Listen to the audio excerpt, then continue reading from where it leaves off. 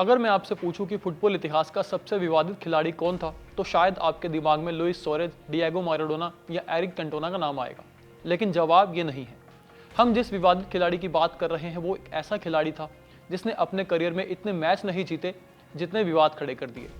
Training ground पर अपने ही साथी खिलाड़ी को पीटना, मैच के दौरान एक साथ 3 खिलाड़ियों पर हमला करना, रेड कार्ड मिलने के बाद भी मैदान छोड़ने से पहले लात और कोहनी मारते रहना, जेल जाना, सस्पेंड होना। क्लब बदलते रहे लेकिन विवाद इस खिलाड़ी के पीछे पीछे चलते रहे। उस खिलाड़ी का नाम था जोए बार्टन। ये कहानी है इंग्लैंड के उस पूर्व फुटबॉलर की जो हर कुछ महीनों में किसी नए विवाद की वजह से पूरी दुनिया की हेडलाइन बन जाता था। लोग कहते थे अगर जोए बार्टन मैदान पर है तो कुछ ना कुछ जरूर होने वाला है। वो शानदार फुटबॉलर था, लेकिन उससे भी बड़ा उसका गुस्सा था जिसने उसका सारा करियर बर्बाद कर दिया। आज के इस वीडियो में आपको बताएंगे कि आखिर कैसे एक बेहद प्रतिभाशाली मिडफील्डर फुटबॉल इतिहास का सबसे विवादित खिलाड़ी कैसे बन गया, कैसे बार्टन फुटबॉल की दुनिया में इतने बदनाम हो गए कि हीरो बनते बनते विलन बन गए। ये कहानी बहुत दिलचस्प रहेगी, तो अंत तक बने रहिएगा। जोए बार्टन का जन्म 2 सितंबर 1982 को इंग्लैंड के लिवरपूल शहर में हुआ था, लेकिन उनका बचपन बिल्कुल आसान नहीं था। गरीबी, हिंसा और अपराध से भरे माहौल में उनकी परवरिश हुई। वो ऐसे इलाके में बड़े हुए जहां अपराध, झगड़े, शराब और हिंसा रोजमर्रा की जिंदगी का हिस्सा था। बचपन से ही उन्होंने देखा कि छोटी छोटी सी बात पर लोग कैसे लड़ पड़ते हैं। धीरे धीरे यही माहौल उनके स्वभाव का हिस्सा बन गया। उनके परिवार पर भी कई मुश्किलें आईं। रिश्तेदारों से जुड़े गंभीर आपराधिक मामलों ने पूरे परिवार को झकझोर दिया। ऐसे माहौल में पल रहे जोए के लिए गुस्से पर काबू रखना आसान नहीं था, लेकिन इसी अंधेरे माहौल में उनके जीवन में एक रोशनी आई। फुटबॉल ने नई उम्मीद जगाई। जब भी बार्टन गेंद लेकर मैदान में उतरते, उनका गुस्सा जैसे गायब हो जाता। उनकी टैकलिंग, उनकी एनर्जी और पूरे मैदान पर दौड़ने की क्षमता उम्र से कहीं ज्यादा परिपक्व दिखाई देती थी। लोकल कोचेस ने जल्द ही समझ लिया था कि अगर ये लड़का खुद पर नियंत्रण रखना सीख जाए तो एक दिन प्रीमियर लीग में जरूर खेलेगा। और फिर कुछ ही सालों बाद मैनचेस्टर सिटी एकेडमी ने जोए बार्टन को साइन कर लिया। उस समय मैनचेस्टर सिटी उतना बड़ा क्लब नहीं था जितना आज है, लेकिन युवा खिलाड़ियों को तैयार करने के लिए उसकी पहचान काफी थी। अकेडमी में आते ही बार्टन ने सभी को प्रभावित करना शुरू कर दिया। वो हारना पसंद नहीं करते थे। प्रैक्टिस मैच हो या फिटनेस ड्रिल, हर चीज में सबसे आगे रहना चाहते थे। कोच कहते थे कि इस लड़के में टैलेंट की कोई कमी नहीं है, लेकिन साथ ही एक ऐसी बात थी जो हर कोई नोटिस कर रहा था, वो था गुस्सा। अगर कोई खिलाड़ी उन्हें जोर से टैकल कर देता या उनकी कोई बात काट देता तो कुछ सेकंड में बार्टन का गुस्सा फूट पड़ता था। शुरुआत में लोगों ने इसे जीतने का जुनून समझा, लेकिन धीरे धीरे यही जुनून गुस्से में बदलने लगा। और फिर जोए बार्टन के नाम जुड़ा उनका सबसे बड़ा विवाद। साल 2004 की बात है। मैनचेस्टर सिटी की क्रिसमस पार्टी चल रही थी। हंसी मजाक वाला माहौल था। खिलाड़ी आराम के मूड में थे, लेकिन जोए बार्टन के लिए ये रात भी विवाद लेकर आई। रिपोर्ट्स के मुताबिक बार्टन ने अपने युवा साथी खिलाड़ी जैमी टैंडी के साथ बेहद घटिया मजाक किया। बताया जाता है कि बार्टन ने जलती हुई सिगार से टैंडी को जला दिया था। जब यह बात क्लब मैनेजमेंट तक पहुंची तो सभी हैरान रह गए। ये सिर्फ शरारत नहीं थी, बल्कि अनुशासन का गंभीर मामला था। क्लब ने बार्टन पर जुर्माना लगाया, उन्हें कड़ी चेतावनी दी गई और साफ कहा गया कि अगर दोबारा ऐसा हुआ तो नतीजे और भी गंभीर होंगे। लेकिन ये तो सिर्फ शुरुआत थी, क्योंकि कुछ साल बाद जोए बार्टन ऐसा कदम उठाने वाले थे जिसके बाद उनका नाम सिर्फ फुटबॉल पेज पर नहीं बल्कि क्राइम न्यूज़ में आने लगा। और इसी घटना ने उनके करियर की दिशा हमेशा के लिए बदल दी, जिसकी कहानी हम आपको आगे बताएंगे। क्रिसमस पार्टी वाले विवाद के बाद मैनचेस्टर सिटी ने जोए बार्टन को एक और मौका दिया। क्लब को उम्मीद थी कि शायद अब वो सुधर जाएंगे। मैदान पर उनका प्रदर्शन भी शानदार था। वो टीम के सबसे भरोसेमंद मिडफील्डरों में गिने जाते थे। लेकिन कई बार इंसान का सबसे बड़ा दुश्मन उसका अपना स्वभाव बन जाता है, और जोए बार्टन के साथ भी यही हुआ। साल 2007 मैनचेस्टर सिटी के ट्रेनिंग ग्राउंड पर रोज की तरह अभ्यास चल रहा था। खिलाड़ी अगले मैच की तैयारी कर रहे थे। इसी दौरान बार्टन की अपने ही साथी खिलाड़ी उस्मान डाबो से किसी बात पर बहस हो गई। पहले दोनों के बीच सिर्फ शब्दों का आदान प्रदान हुआ, लेकिन कुछ ही सेकंड में मामला पूरी तरह बदल गया। गुस्से में बार्टन ने डाबो पर हमला कर दिया।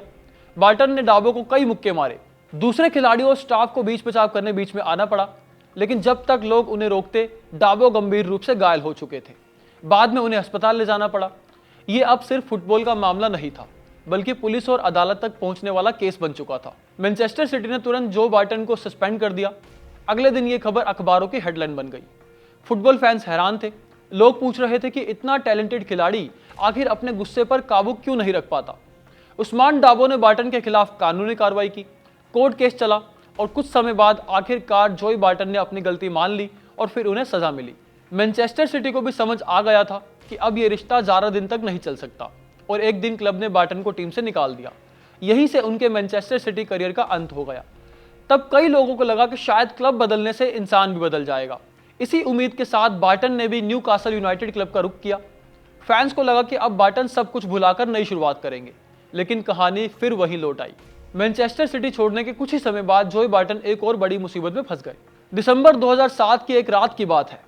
लिवरपूल शहर में बार्टन अपने दोस्तों के साथ बाहर निकले हुए थे। रिपोर्ट्स के मुताबिक उन्होंने शराब पी रखी थी। वक्त काफी ज्यादा हो चुका था और बार्टन शराब के नशे में थे। इसी दौरान सड़क पर उनकी किसी के साथ मामूली बहस हो गई, लेकिन बार्टन के लिए मामूली बहस कभी मामूली नहीं रहती थी। कुछ ही मिनटों में बात हाथापाई तक पहुंच गई। लोग इकट्ठे हो गए, पुलिस को बुलाया गया, सीसीटीवी कैमरे देखे गए जिसमें यह पूरी घटना रिकॉर्ड हो गई थी। वीडियो में बार्टन कुछ लोगों पर हमला करते हुए दिखाई दिए और जब मामला कोर्ट पहुंचा तो सबूत उनके खिलाफ थे। कोर्ट ने उन्हें दोषी ठहराया और 6 महीने की जेल की सजा सुनाई। सोचिए, जिस खिलाड़ी को अगले कुछ सालों में इंग्लैंड की नेशनल फुटबॉल टीम का अहम हिस्सा बनना था, वो अब जेल की सलाखों के पीछे था। ये बार्टन के करियर का सबसे काला दौर था। लेकिन हैरानी की बात यह थी कि जेल से बाहर आने के बाद भी जोई बार्टन पूरी तरह नहीं बदले। सजा पूरी होने के बाद बार्टन फिर मैदान पर लौटे। न्यूकासल यूनाइटेड ने उन पर भरोसा बनाए रखा। शुरुआती मैचों में उन्होंने शानदार प्रदर्शन भी किया। ऐसा लगने लगा कि शायद मुश्किल दौर ने उन्हें बदल दिया है, लेकिन बार्टन कहाँ बदलने वाले थे। कुछ ही महीनों बाद फिर विवाद शुरू हो गए। कभी विरोधी खिलाड़ियों से बेकार का झगड़ा, कभी रेफरी से बहस, कभी मीडिया में विवादित बयान। जोई बार्टन जहां जाते विवाद जैसे उनका पीछा करते। धीरे धीरे लोग उनके खेल से ज्यादा उनके व्यवहार की चर्चा करने लगे। और फिर आया 2012 का वो मैच जिसने जोई बार्टन को हमेशा के लिए फुटबॉल इतिहास के सबसे विवादित खिलाड़ियों की सूची में शामिल कर दिया। एक ऐसा रेड कार्ड जिसे आज भी प्रीमियर लीग के इतिहास के सबसे पागलपन भरे पलों में गिना जाता है। 13 मई 2022 की बात है। प्रीमियर लीग का आखिरी दिन था। पूरी दुनिया की नजर सिर्फ एक मैच पर थी, जो मैनचेस्टर सिटी और क्वींस पार्क रेंजर्स के बीच खेला जाना था। मैनचेस्टर सिटी के पास करीब 44 साल बाद चैंपियन बनने का मौका था। दूसरी तरफ क्वींस पार्क को प्रीमियर लीग में बने रहने के लिए किसी भी कीमत पर जीतना जरूरी था। जोई बार्टन क्वींस पार्क रेंजर्स के कप्तान थे। मैच बेहद तनावपूर्ण था। हर टैकल, हर पास, हर सेकंड की कीमत थी। लेकिन फिर मैच के 55वें मिनट में कार्लस टेवेज और जोई बार्टन के बीच गेंद के लिए टक्कर हो गई। बार्टन को लगा कि टेवेज ने उन्हें उकसाया है। अगले ही पल बार्टन ने अपनी कोहनी सीधे टेवेज के चेहरे पर दे मारी और रेफरी ने तुरंत खेल रोक दिया। पूरा स्टेडियम शांत हो गया और रेफरी ने अपनी जेब से निकाला रेड कार्ड और बार्टन को थमा दिया। ये बाहर जाने का इशारा था। आमतौर पर कोई खिलाड़ी रेड कार्ड मिलने के बाद मैदान छोड़ देता है, लेकिन जोई बार्टन साधारण खिलाड़ी नहीं थे। जैसे ही उनके साथी उन्हें बाहर ले जाने लगे, बार्टन ने अचानक मैनचेस्टर सिटी के खिलाड़ी सर्जियो एग्युएरो को पीछे से लात मारने की कोशिश की। खिलाड़ी उन्हें पकड़कर ले जा रहे थे, फिर भी वो विंसेंट कंपनी से भिड़ गए। इतना नहीं, बार्टन ने मारियो बालोटेली को भी हेडबट मारने की कोशिश की। पूरा मैदान एक फुटबॉल मैच कम और WWE की रिंग ज्यादा लग रहा था। दुनिया भर की मीडिया सिर्फ एक ही सवाल पूछ रही थी कि जोई बार्टन आखिर करना क्या चाहते हैं। बाद में फुटबॉल एसोसिएशन ने उन्हें 12 मैचों के लिए बैन कर दिया। ये उस समय प्रीमियर लीग के सबसे लंबे बैन में से एक था। क्वींस पार्क रेंजर्स को छोड़ने के बाद बार्टन फ्रांस के क्लब ओलंपिक द मार्से पहुंचे। नई लीग, नया देश, नई शुरुआत। लोगों को लगा कि शायद अब बार्टन अपनी पुरानी गलतियों से सीख चुके होंगे। शुरुआत में सब ठीक भी दिखा, लेकिन जोई बार्टन कहाँ सुधरने वाले थे। वो अपनी आदतों से बाज नहीं आए। बार्टन का स्वभाव नहीं बदला। हालांकि इस बार मैदान से ज्यादा वो सोशल मीडिया पर चर्चा में रहे। बार्टन ने कई खिलाड़ियों, कोच और फुटबॉल हस्तियों पर तीखे और विवादित बयान देने शुरू कर दिए। उनके ट्वीट्स लगातार सुर्खियां बनने लगे। कुछ लोगों को उनकी बेबाकी पसंद आती थी, तो कुछ का कहना था कि बार्टन हमेशा विवाद ढूंढते रहते हैं। बाद में वो इंग्लैंड लौटे, कोचिंग में भी हाथ आजमाया, लेकिन वहां भी विवादों ने उनका पीछा नहीं छोड़ा। एक समय ऐसा आया जब लोगों ने कहना शुरू कर दिया कि जोई बार्टन जहां होंगे, विवाद वहीं होगा। सबसे हैरान कर देने वाली बात यह थी कि जोई बार्टन खराब फुटबॉलर नहीं थे, उनका गुस्सा उन्हें ले डूबा। कई पूर्व खिलाड़ियों और कोच का मानना था कि अगर बार्टन अपने गुस्से पर काबू कर लेते तो इंग्लैंड के बेहतरीन मिडफील्डरों में गिर जाते। उनकी पासिंग शानदार थी, वर्क रेट कमाल का था, मैदान पर अच्छा लीडर बनने की क्षमता भी थी, लेकिन हर बार उनका गुस्सा उनकी मेहनत पर भारी पड़ गया। एक एक करके क्लब बदलते गए, कोच बदलते गए, लेकिन जोई बार्टन नहीं बदले और शायद यही उनके करियर की सबसे बड़ी हार थी। यह ध्यान देने वाली बात यह है कि फुटबॉल हमें सिर्फ गोल करना नहीं सिखाता, बल्कि धैर्य, अनुशासन और अपने जज्बातों पर नियंत्रण रखना भी सिखाता है। जोई बार्टन के पास वो सब कुछ था जो किसी महान खिलाड़ी के पास होना चाहिए, लेकिन एक चीज की कमी ने उनसे सब कुछ छीन लिया। आज जब भी फुटबॉल इतिहास के सबसे विवादित खिलाड़ियों की बात होती है, जोई बार्टन का नाम सबसे पहले लिया जाता है। इसलिए नहीं कि उन्होंने सबसे ज्यादा ट्रॉफी जीती या सबसे ज़्यादा गोल किए, बल्कि इसलिए क्योंकि उन्होंने दुनिया को ये दिखाया कि टैलेंट आपको स्टार बना सकता है, लेकिन कैरेक्टर ही आपको लेजेंड बनाता है। तो अब सवाल आपसे, आप बताएं, आपको क्या लगता है कि जोई बार्टन को फुटबॉल इतिहास का सबसे विवादित खिलाड़ी मानना चाहिए? आपकी क्या राय है, कमेंट बॉक्स में ज़रूर बताएं। और अगर वीडियो पसंद आया हो तो लाइक और शेयर जरूर करें, और फुटबॉल की ऐसी ही अनसुनी, विवादित और हैरान कर देने वाली कहानियों के लिए देखते रहें कड़क। धन्यवाद।